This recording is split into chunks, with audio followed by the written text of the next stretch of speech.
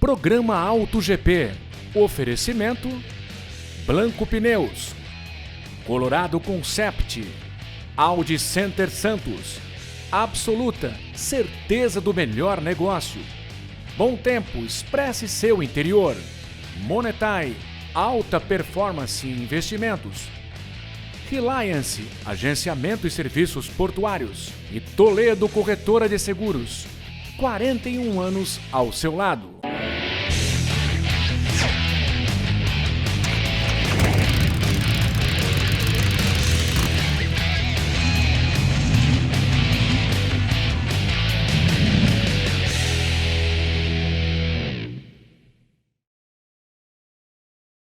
Olá, tá começando o Auto GP. Inscreva-se no nosso canal no YouTube, ative o sininho para receber as nossas notificações e siga a gente no Instagram, programa.autogp.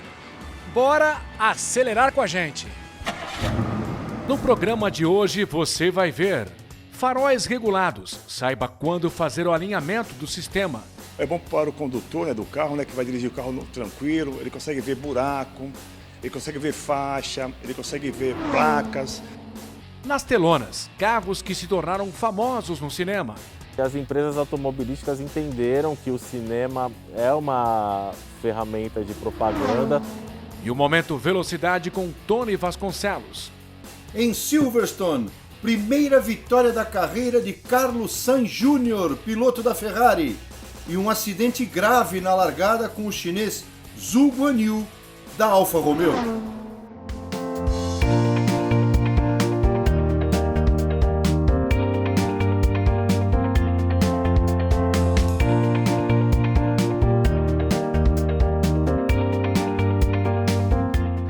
Os faróis fazem parte do design dos veículos. São importantes para garantir a segurança dos passageiros e pedestres, principalmente em pontos com baixa luminosidade.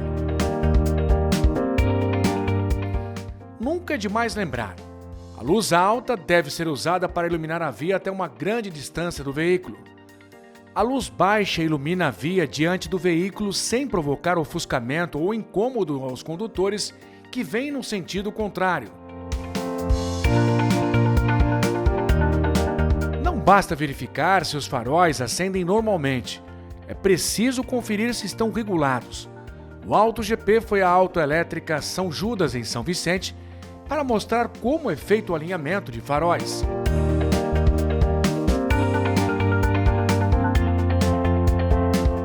O sistema de luzes deve ser revisado por profissionais especializados em média a cada 10, 20 mil quilômetros, ou então se você observar que o farol está desregulado. Caso de colisão, troca de farol, troca de lâmpadas, o certo seria automaticamente já regular o farol, porque isso tudo ocasiona desregulagem do farol.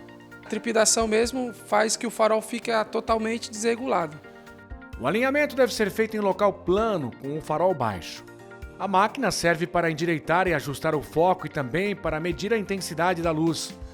No painel há duas linhas pontilhadas. Neste espaço é projetada a luz para realizar o serviço. Regular a máquina na altura do farol para quê? Para a gente avaliar em que altura está o facho do farol, se está baixo, se está muito alto, para em seguida sim a gente fazer o ajuste fino do farol para ele ficar perfeitamente regulado. Essas linhas é a nossa referência da regulagem correta do farol, ou seja, a linha pontilhada ela dá uma indicação de que o farol está perfeitamente regulado. O ajuste é feito nos dois parafusos que há em cada farol. Um para regulagem vertical e outro para horizontal.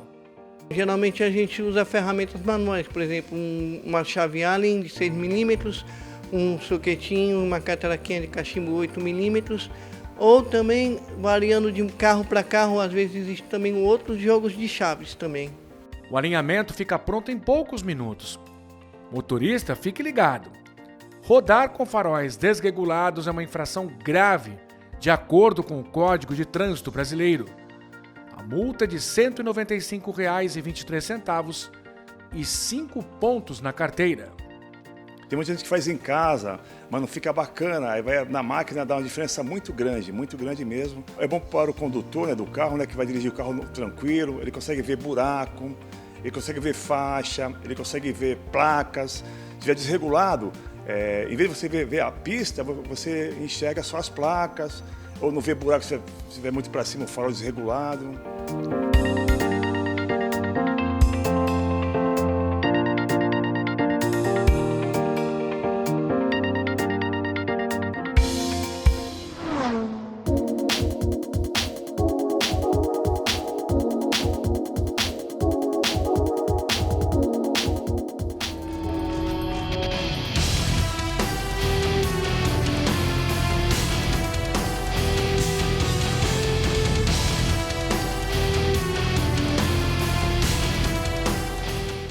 A Land Rover anuncia a chegada ao Brasil da linha 2023 do Discovery.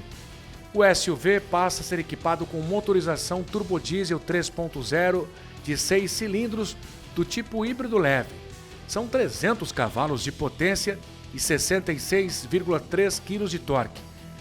O alternador usa a rotação do motor para gerar corrente elétrica ao mesmo tempo em que recupera energia quando o veículo desacelera, carregando uma bateria de 48 volts.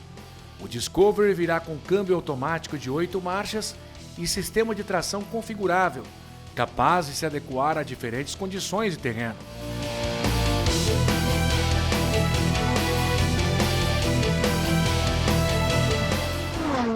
A Citroën revelou mundialmente os novos C4X e o E-C4X elétrico.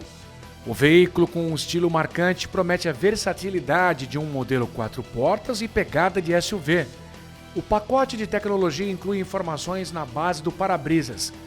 São várias motorizações, entre elas uma versão elétrica com autonomia de até 360 km pelo ciclo WLTP.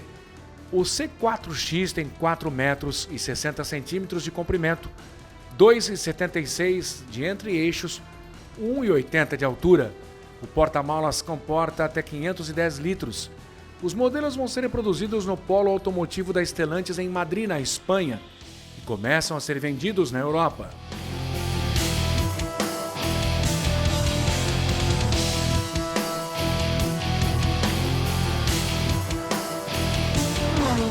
A primeira unidade da Ferrari 296 GTB foi apresentada pela representante da marca italiana no Brasil. Revelado há um ano, o Super Coupé é o segundo híbrido da história da Ferrari, o primeiro a ter produção em série. A 296 GTB herda um sistema criado na Fórmula 1 em 2014. O conjunto híbrido combina um 3.0 V6 a gasolina, um motor gerador elétrico, que produz 830 cavalos de potência e 75,6 kg de torque. A aceleração de 0 a 100 km por hora leva 2,9 segundos. A Ferrari 296 GTV alcança velocidade máxima de 330 km por hora. As primeiras unidades desembarcam no país em dezembro.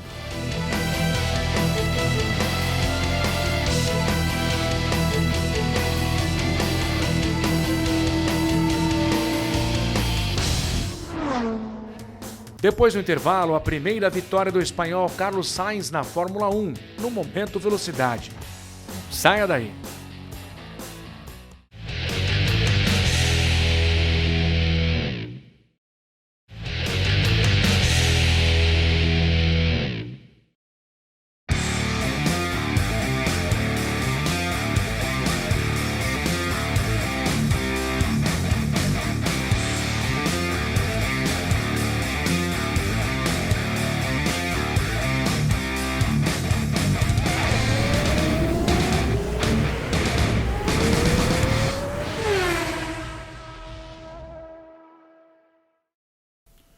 Olá, meus amigos do Auto GP, Momento Velocidade. Hoje, Grande Prêmio da Grã-Bretanha, hein? Vitória número 1 na carreira de Carlos Sainz Jr., piloto da Ferrari, piloto que mereceu a vitória, apesar da Ferrari ter feito uma tática que acabou prejudicando o seu piloto Charles Leclerc. Mas tem explicação para isso. E a Mercedes melhorando demais, né? Com uma qualidade muito grande no retorno desse projeto modificado e realmente com várias modificações para a Grã-Bretanha, o Lewis Hamilton em terceiro com o Sérgio Pérez em segundo. Importante na largada. Uma largada complicada com o acidente do Zhu Guanyu, o chinês que largou em 9º lugar com a Alfa Romeo. Foi muito bem no treino classificatório e o Zhu acabou capotando ao ser tocado pelo George Russell, que tinha sido tocado pelo Pierre Gasly. A AlphaTauri pelo meio tocou no Russell, o Russell tocou no Zhu e o chinês capotou sua Alfa Romeo sem culpa nenhuma e foi um acidente fortíssimo. Ele foi parar na grade das arquibancadas e já sem o chamado antigamente Santo Antônio, aquela proteção sobre o cockpit. O que salvou o Zhu mais uma vez foi o halo, o halo, né, que fica em volta do cockpit, a proteção de cockpit, e ali ele não teve problema com o capacete, a cabeça encostando no chão. Esse tipo de acidente mostra uma certa fraqueza no Santo Antônio, chamado roll bar, a barra de rolamento, né, que deveria ter sido mantida intacta, até porque num carro de Fórmula 1 nós temos 3 tipos de testes, né, sérios de crash test: de frente, o vertical e o lateral. Esse vertical, que segura essa barra aqui, é um teste de 10,5 toneladas durante um tempo específico, e aqui o carro não poderia ter quebrado. Quebrou, na verdade, porque tem um tipo de um pilar no meio, onde a entrada de ar é dividida, e então enfraquece na hora do impacto, e a FIA tem que rever isso, porque o impacto poderia ter sido dividido até o final com o roll bar, o antigo Santo Antônio, e com o halo. E acontece que o halo foi sozinho, né? O halo em volta do cockpit, e até o fim ele resistiu, porque senão o Zhu teria problemas graves. Ainda bateu o Alex Albon com a Williams, foi até para o hospital, deu uma batida forte no guarda-reio, tudo consequência disso. E na relargada, com o grid formado igual, porque teve só a primeira curva, já deram bandeira vermelha, o regulamento determina o grid antigo. Aí o Carlos Sainz pulou à frente, né? O Sainz pulou à frente, porque não tinha conseguido isso na largada, no momento lá daquela antes do acidente, na primeira largada. O Verstappen tinha partido à frente. E depois, num toque do Pérez com o Leclerc, e depois teve uma peça que ainda era da AlphaTauri, que foi para baixo do carro do Verstappen e acabou quebrando a parte traseira do carro. Ele correu com problemas no carro, não conseguiu um grande resultado, ficou lá para trás. E aí o Sainz ficou sozinho, e na hora que parou o Esteban Ocon na reta, porque a Alpine quebrou, com o safety car, a Ferrari poderia ter chamado o Charles Leclerc, que teve problemas com a asa dianteira e tal, para que o Leclerc se mantivesse ali na liderança da corrida com os pneus macios. Mas ela manteve a Ferrari e o Leclerc na pista e trouxe o Sainz para os boxes, colocou os pneus macios. Ainda pediram para o Sainz dar uma folga para o Leclerc à frente antes da relargada. O Sainz falou para eles não inventarem, que isso era um absurdo. A Ferrari acatou essa situação e o Sainz passou pelo Leclerc e venceu a corrida. Houve um clima um tanto quanto pesado posteriormente à prova entre o Binotto e o Leclerc, dando conta de que o Charles Leclerc foi preterido aí como líder da equipe em pontos pelo Sainz. Eu acho que a Ferrari fez o que tinha muita certeza que ia acontecer se ela colocasse os pneus do Sainz macios. Ela venceria a prova. Mas importante é a Ferrari vencer a prova nesse momento, um momento até que vem de problemas sérios com relação à confiabilidade. Havia uma pequena diferença na estratégia de que poderia ter o Hamilton em terceiro e principalmente o Pérez em segundo, chegado à frente das duas Ferrari, caso o Leclerc fosse o escolhido. Então, a escolha do Sainz manteve a Ferrari numa condição muito boa para ganhar a corrida, porque ele estava sendo muito pressionado e com os pneus macios ele pôde levar mais à frente esse carro. Só que fica a discussão para alguns que ainda acham que essa atitude da Ferrari não foi a mais correta, né? Teremos a prova lá na Áustria neste domingo. Corrida na Áustria, Grande Prêmio da Áustria de Fórmula 1 no Red Bull Ring. Uma corrida que, sem dúvida nenhuma, vai trazer mais uma vez a Red Bull andando em casa. O Verstappen mordidíssimo, Verstappen que brigou no final com o Mick Schumacher, espetacular, as duas Haas pontuando e o Verstappen em sétimo, o Schumacher em oitavo, quase que o Schumacher passou o Max Verstappen. Então denota aí também uma grande confiança da equipe norte-americana que usa o motor Ferrari. Então a Ferrari vem se recuperando na confiabilidade. Infelizmente no quesito pontos, o Leclerc, que é o grande adversário do Verstappen, não pôde tirar essa diferença em grande número. Portanto, agora o Charles Leclerc, o monegasco, vai ter que sentir esse ambiente na Ferrari para entender o que é a favor e contra ele, porque afinal de contas houve um clima ruim no final do Grande Prêmio da Grã-Bretanha e a questão do Iñaki Rueda, o espanhol que é o tático da Ferrari, as discussões dele com o Mattia Binotto e o Leclerc, isso tudo vai determinar o ambiente da Ferrari para as próximas corridas, inclusive já nesse final de semana no Grande Prêmio da Áustria. Semana que vem mais velocidade aqui no Auto GP. Tem mais programa por aí, hein? Fique conosco. Tchau. Em instantes, veículos que se tornaram ícones no cinema. O Auto GP volta já.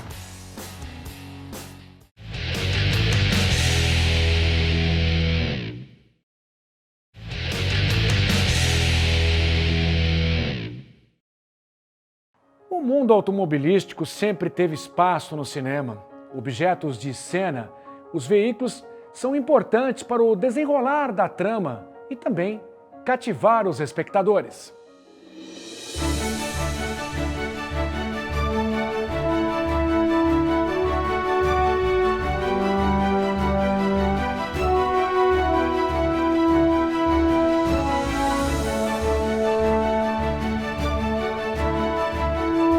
No Auto GP vamos relembrar máquinas sobre rodas que encantaram e encantam gerações em todo o mundo.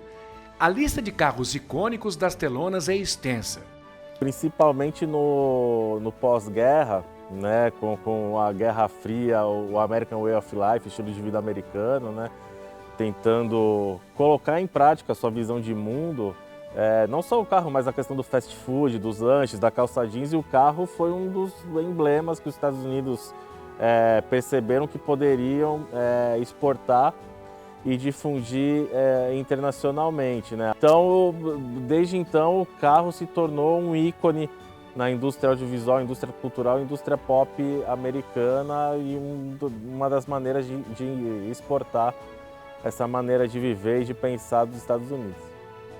O crítico de cinema André Azenha nos ajudou na tarefa de escolher os veículos que marcaram épocas.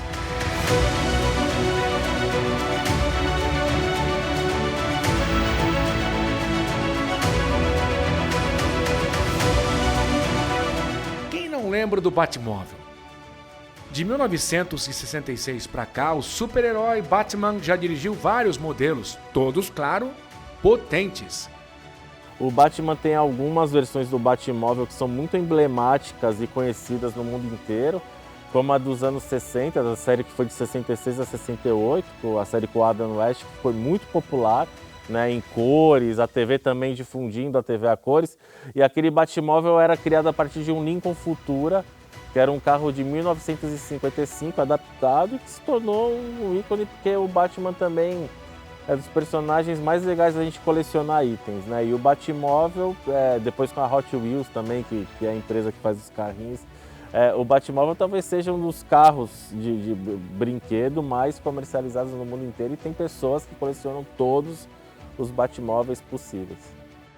O DeLorean, modelo da trilogia De Volta para o Futuro, com portas estilo gaivota, marcou os anos 1980. O filme ele é uma máquina do tempo, que foi uma sacada genial do Robert Zemeckis, né, do diretor. E é um filme que, quando a gente pensa em cultura pop, ele tem tudo, porque ele tem um carro icônico, né, que viaja no tempo e tem um nome próprio, e que desde então virou também um personagem à parte ali, tanto quanto os protagonistas.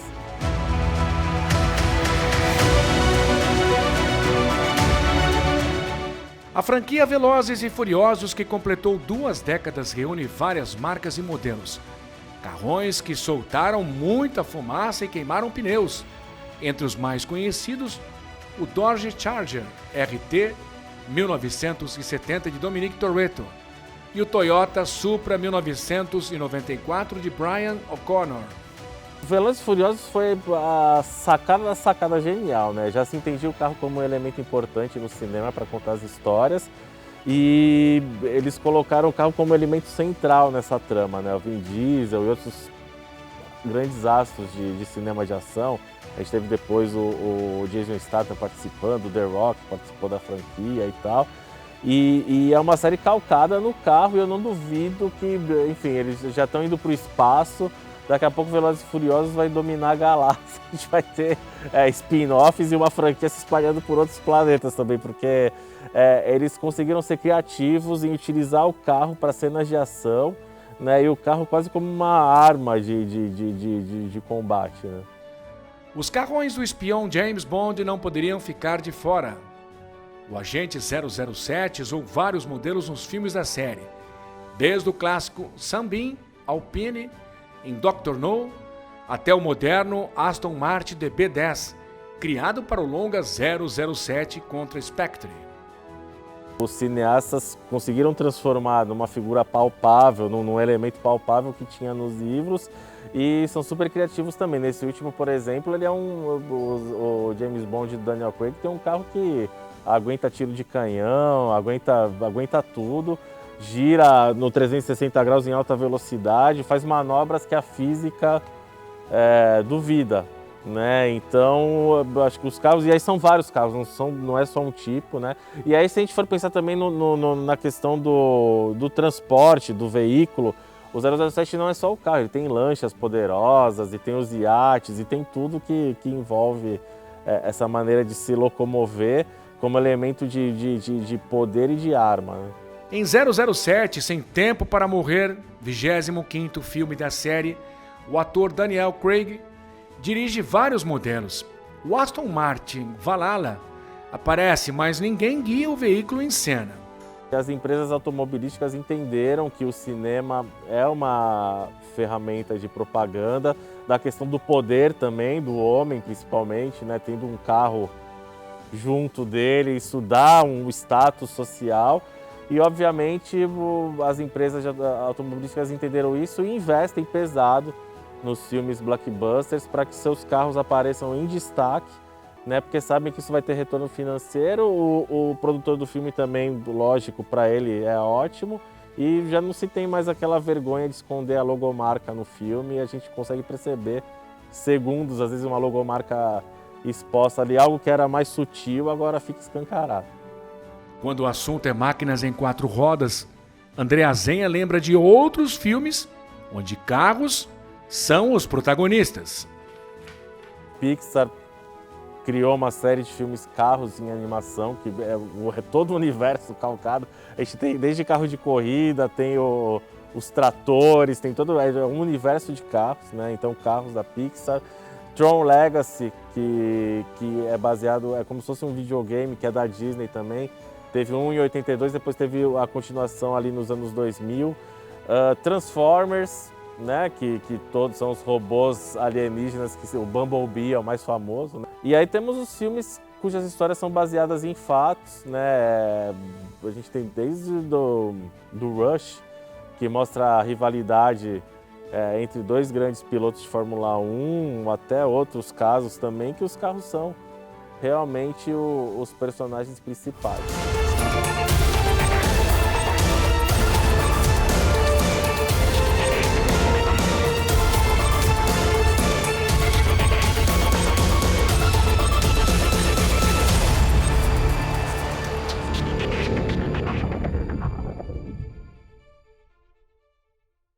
E o AutoGP termina aqui.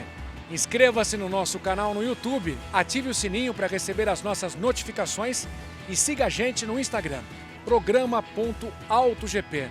Mais uma vez, obrigado pela companhia. Te espero na próxima semana. Até lá. Tchau.